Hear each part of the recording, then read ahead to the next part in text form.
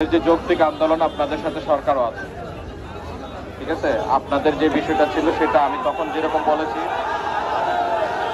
এখনো same message, যে ইনশাল্লাহ আপনাদের এই বিষয়টা আশা করি সাকসেস হবে এবং আমরা সকলে মিলে বিষয়টাকে সাকসেস করবো এবং আপনারা শান্তিপূর্ণভাবে এতক্ষণ এই আন্দোলনটাকে, এই ব্লকের কর্মসূচি করার জন্য আপনাদেরকেও আমার তরফ থেকে ধন্যবাদ জানাচ্ছি যে সুন্দর এবং শান্তিপূর্ণভাবে আপনারা সম্পন্ন করেছেন। আশা করি এটা খুব অচিরেই, খুব দ্রুতই একটা সুসংবাদ আমরা পাবো ইনশাল্লাহ। ঠিক আছে, আপনাদেরকে ধন্যবাদ। আপনারা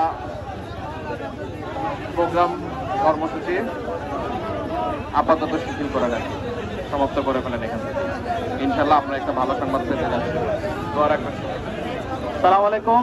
আমরা উপজেলা প্রশাসনের অনুরোধে আজকের মতো কর্মসূচি শেষ করছি। তবে আমরা যদি আশ্বস্ত হতে না পারি, আমাদের দাবি যদি আদায় না হয়, আমরা পরবর্তীতে আবারও ব্লকের কর্মসূচি দিব।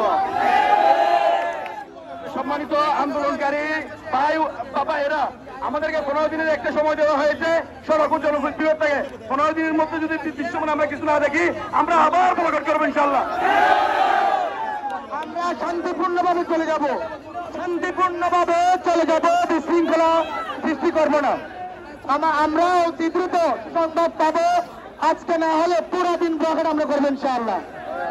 আজকের মতো যে যার মতো বাড়ি ঘুরে চলে যাবেন, বিশৃঙ্খলা সৃষ্টি করবেন না।